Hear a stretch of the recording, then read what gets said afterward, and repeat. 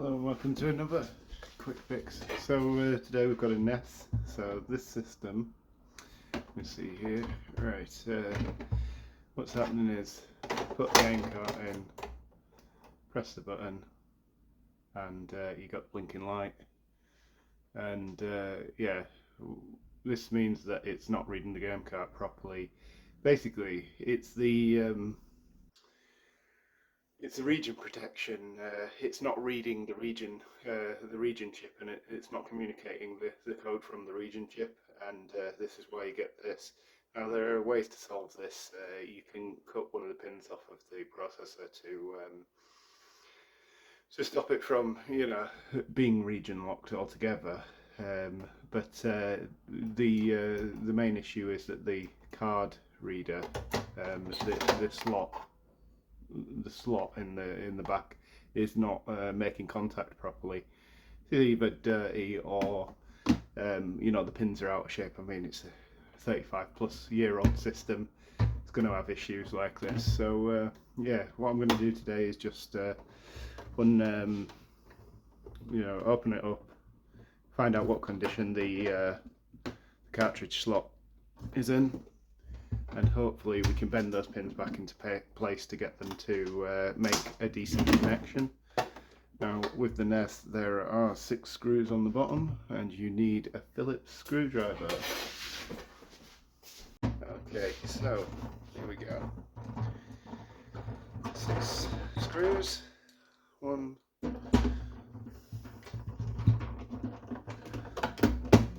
Doesn't feel like it's got a screw in it. Oh, it came. It must have a broken.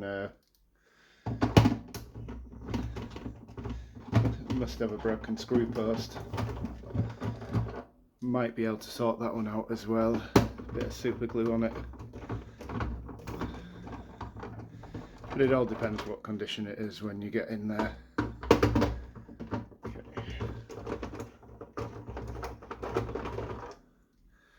Right, and there's 6.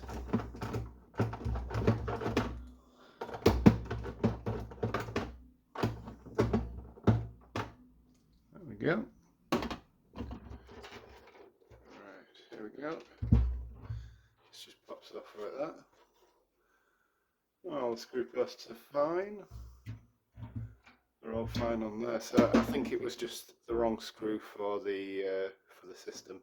I can probably replace that. I've got a good number of NES and Super Nintendo screws lying around. They're all, the same for both systems. So there's a number of screws around this RF shielding plate. I've actually taken 2 of the screws out here. There should be 2 more screws here, and there should be a screw down there which isn't there as well. So there's 4 screws to take out over this, and then there's more screws underneath to remove the cartridge slot. So it looks like somebody's already had a crack at this NES, which I'm going to be honest doesn't bode well, but there's not many people who repair these systems because they're not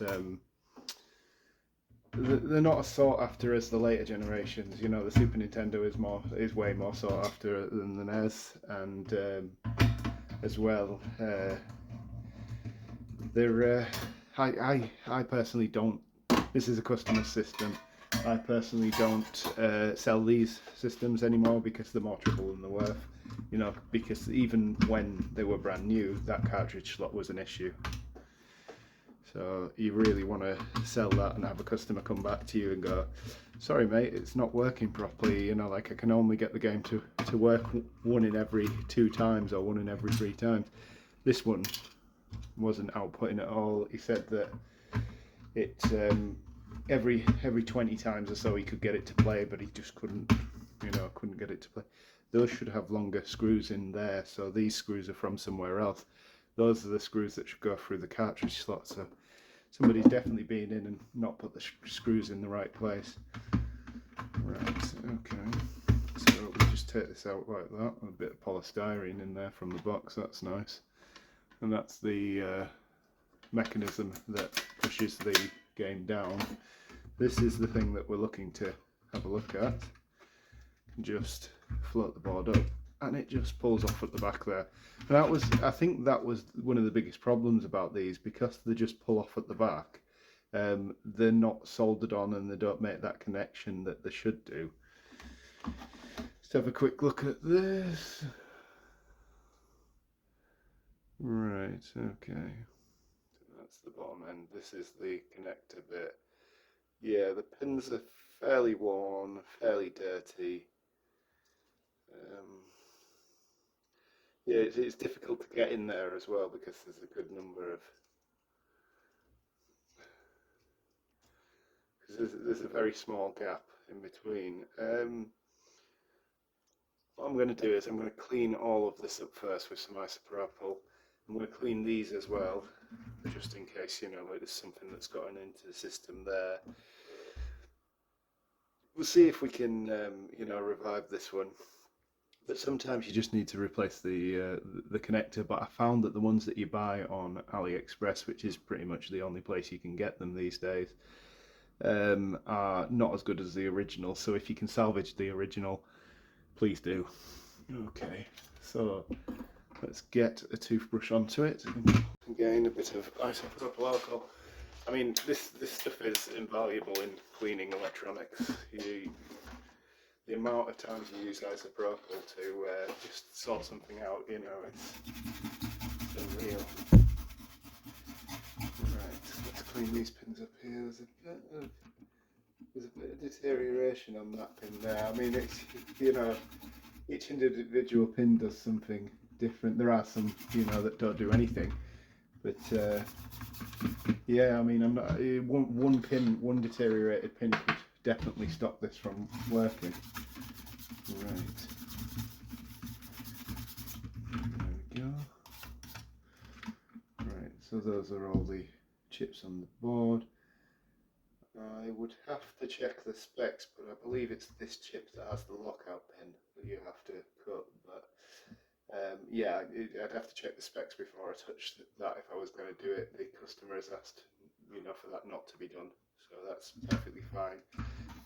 You know, some people just like everything in its original form.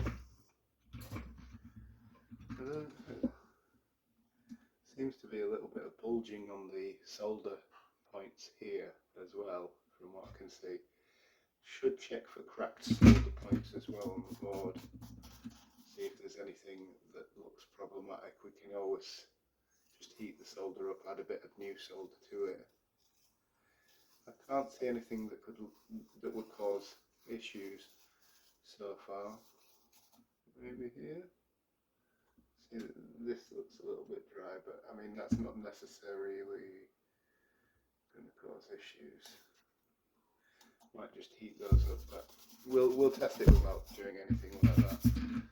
Right, okay. Now for the cartridge slot. Where have I put it? There we go. Right, let's clean them up first, and then we can go on to getting all the pins bent back into shape. So the way you know which side is up is these fit on the board, so this slot onto the board, these tabs here, so this is the top of the cartridge slot.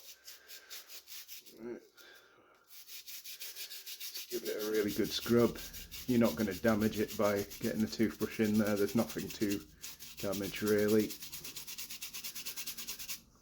Make sure that the pins are all scrubbed up. You can also do the bottom ones, I suppose. That might help out a little bit, you know, a bit better connection to the board if there was any dust or debris in there. Just check the state of those pins. I'm going to give them a brush down that way as well.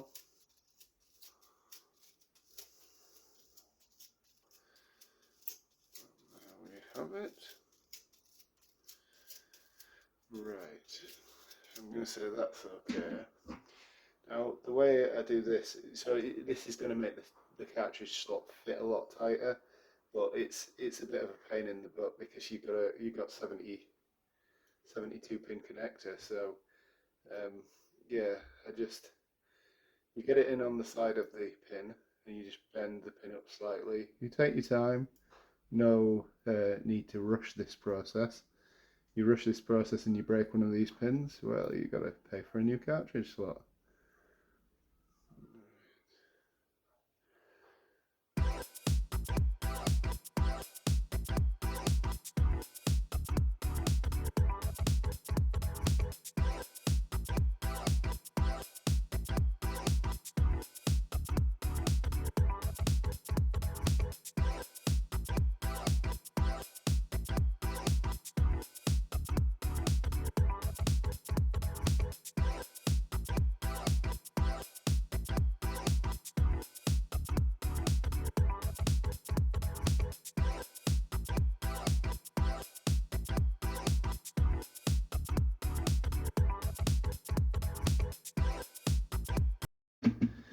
Right, okay, so once we're done with that, what we can do is we can slot it back on. This can be difficult. It takes quite a bit of oomph to get it back on. That didn't sound right as it went back on. It sounded maybe like it tore some of the contacts up. Let's just get back to that. No, it's fine. It's fine. I don't know why it didn't sound right there. Usually, but it sounds a bit crunky, this one. Right, let me just check those pins to see if any of them are laying down flat. Right. Just going to push a cartridge in and see, you know, like how strongly. All right, so we've got a much more, you know, like gripping fit there. Right. Put this on. There we go. Just has to be on enough to plug everything in and test it. Right, I'm not going to put any screws in. Let's get these two wires in. So the NES only has mono sound, so a single cable. You don't need the yellow in. Right, here we go. And game in.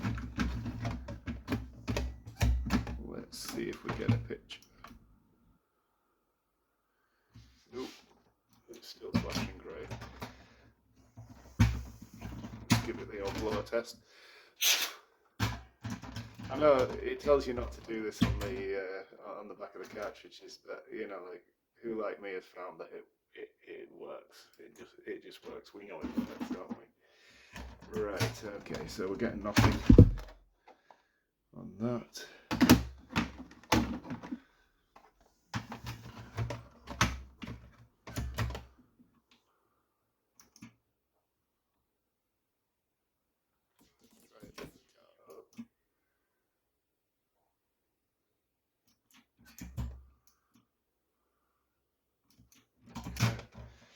Right, we're not getting anything.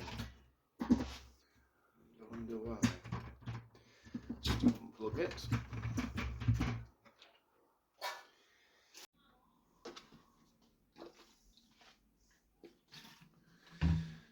So we've had blinking red light again. I'm just cleaning up the cartridges, seeing if that's the issue. But I doubt it because I was told that these cartridges have already been cleaned.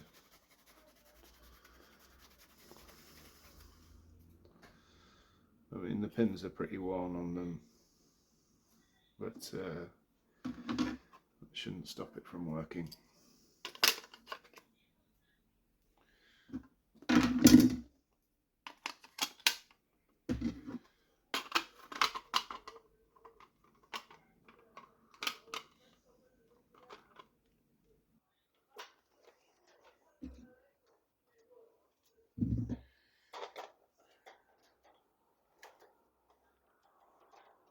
Just putting one screw back in the cartridge so we can get it onto the machine.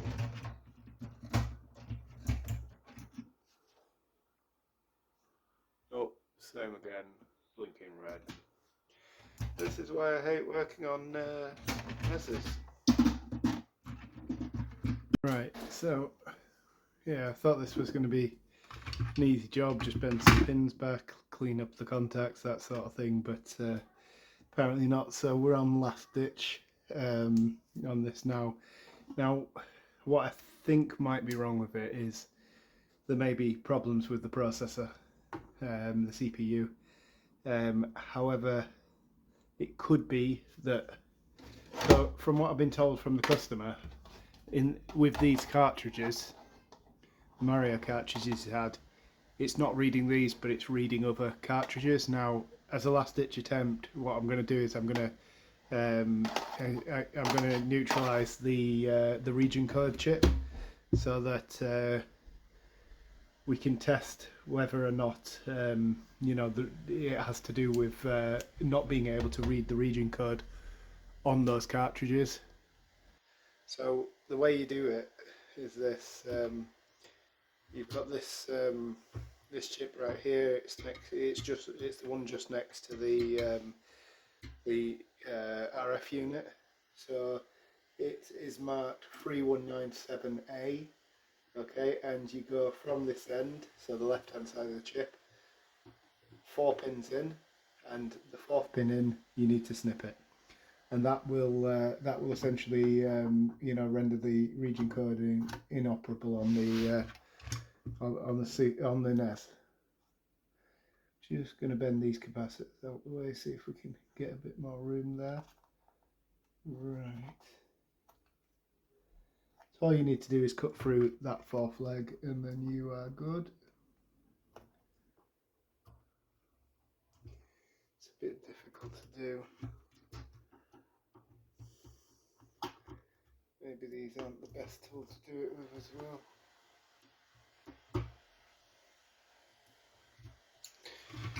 Right.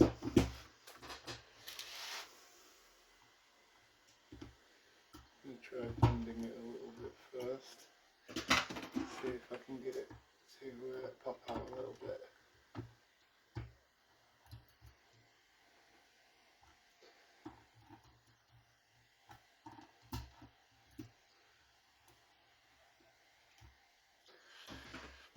Try snipping through the top of it.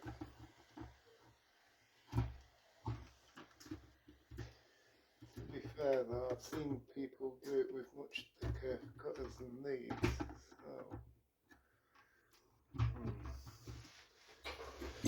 So let's see if I can find my other cutters.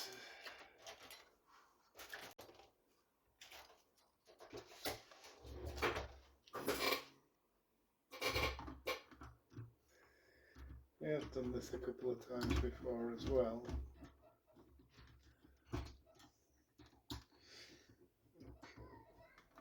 There we go. Just get the cutters back in.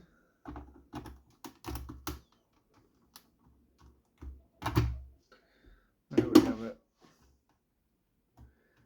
That pin has been brutalised. Let's just clear it out the way so it's not shorting against anything. I think I've got it there. Let's zoom in on it.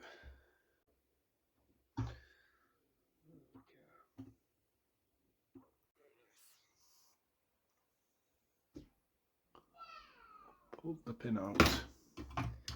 So now this thing should work without the region coding. Okay, let's get it back together well enough so we can test it. If it doesn't work, then that processor is definitely done.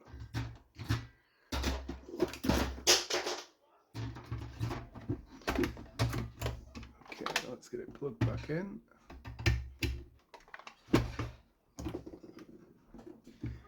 Get these back in.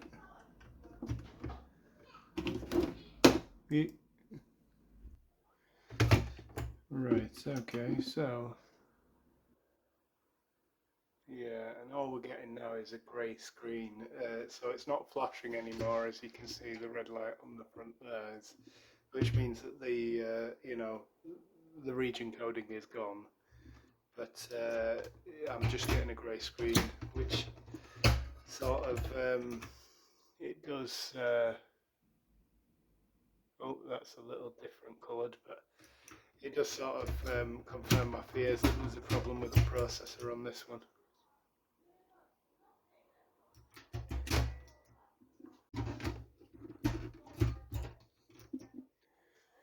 I mean, the only thing I can think of now is new cartridge slot. But even then, like it's not really worth it with this machine. If you try it and it fails, it means you spent more money on a machine than where you could have just bought a new unit or a second-hand unit and in cosmetically bad condition and replace it into this shell.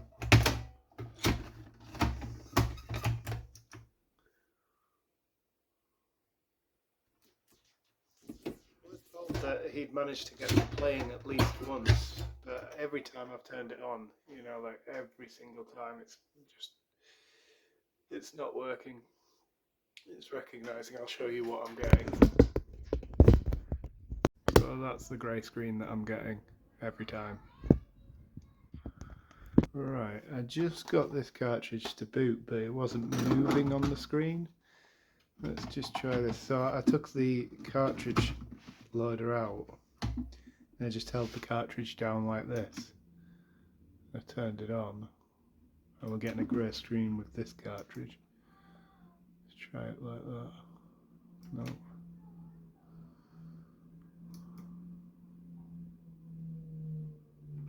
No. Let's try this one.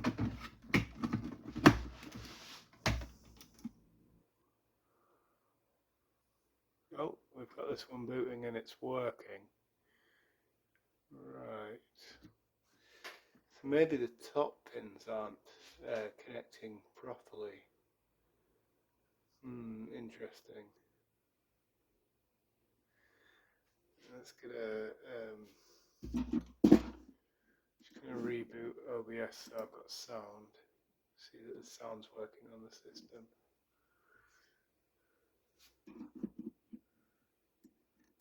Oh, no sound.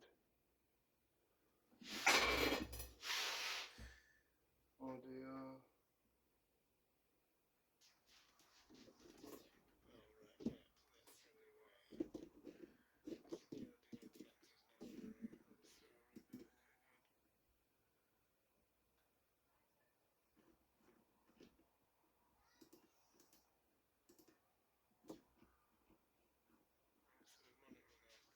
Yeah. Where did I put the control? There it is. So a lot of these games don't output audio until you press start.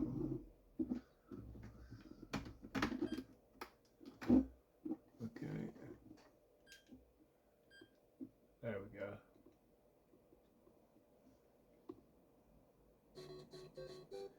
Yeah, you can hear Mario working there. So it's possibly to do with how these top pins are dealing. So here we are, a few days down the road. So I've removed the whole cartridge slot once again. Yeah, it's a bit knackered. I've tried to straighten out the pins in the top and straighten out the pins in the bottom. I did get, some success. I made it work a little bit better, but nothing to the standard that you'd need it to, for a professional job.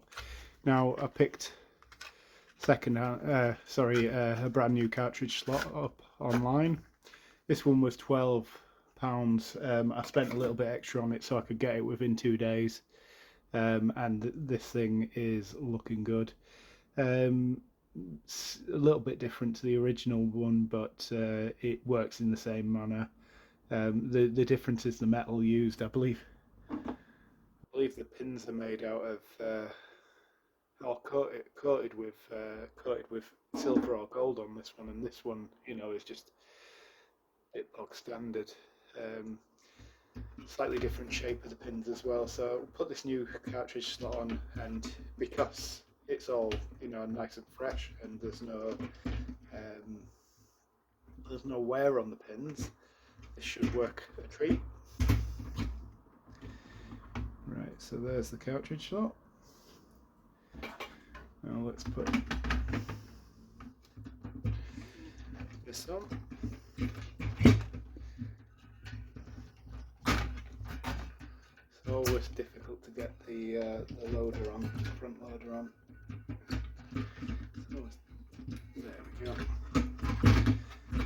Sort of slots onto the board with a little plastic peg like thing. Right, okay, so now we can test it. Let's get the wires.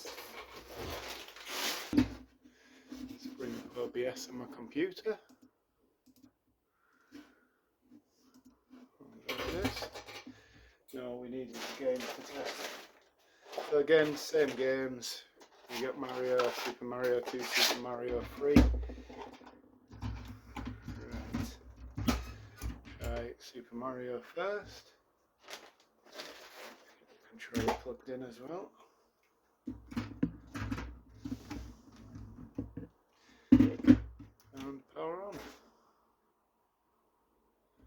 And there we go. First time, have a look at that. Camera on the screen.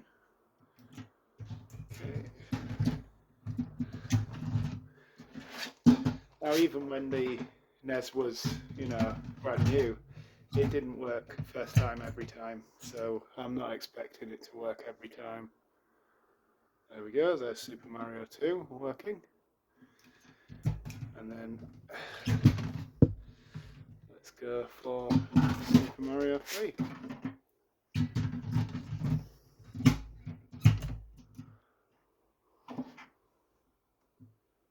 And there we go.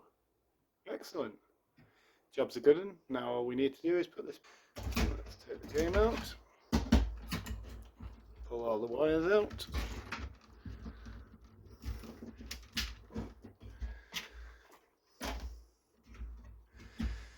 Right. That's in place properly. So the two silver screws going at the back here on the cartridge loader.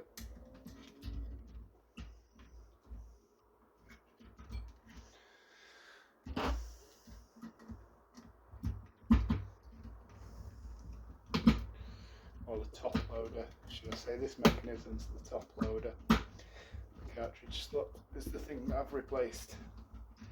So, full disclosure on this one, I actually cut the fourth pin on the lockout chip so that it will it'll actually play copied games now, but the reason I did it was because it wasn't reading the lockout chips on the carts, or the older carts, like these Mario carts. The lockout chips can die, and when that happens, it's just not going to read them, So I think that's what's happened in these carts. The lockout chips are fried or as close to it, and it's just not reading them properly because of that. So as soon as I cut those pins, the fourth pin on the board, on the lockout chip on the NES's board, it started reading the carts, albeit very infrequently. Now I found that if I pushed down on the cart without the top loader on, then it'd do it every time. So I figured that the top pins in the in the cartridge slot were bent out of shape, and I did try and bend them back into shape, but they were just weakened over time, and at this point it was there was no real point.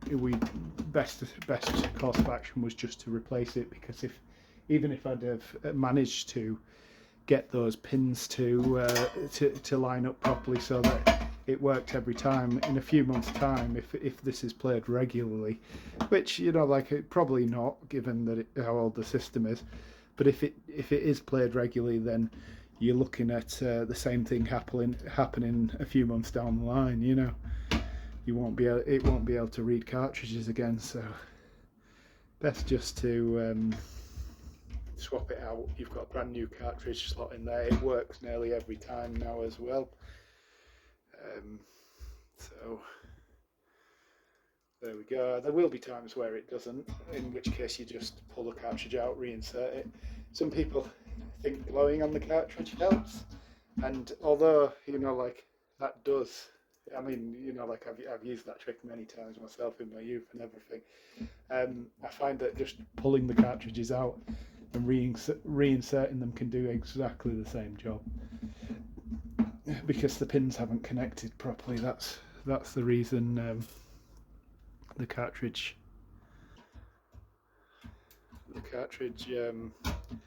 isn't playing. Okay, so we just get all these screws back in. There's just a few more to go. I actually had to replace some of the screws because somebody had been in this before. It's actually missing the bottom RF shield to it. So it's not got the bottom RF shield on, which isn't so problematic, as long as you're not using the RF on it, or you're not using it near other radio frequency devices like microwaves or that sort of thing. It should be perfectly fine. But yeah, so there we go.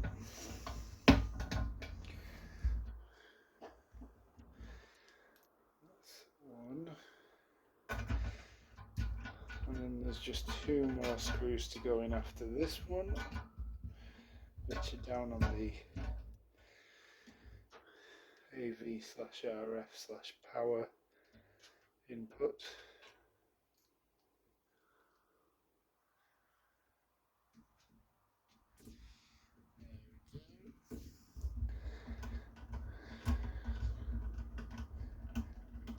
And the last one is over here.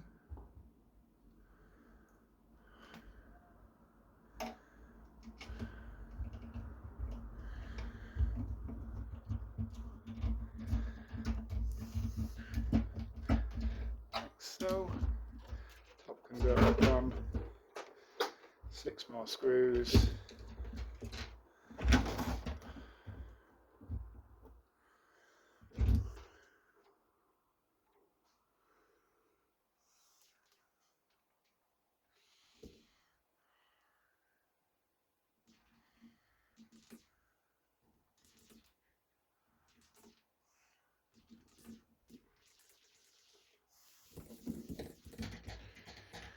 So it's fun when you can't find the last screws, isn't it?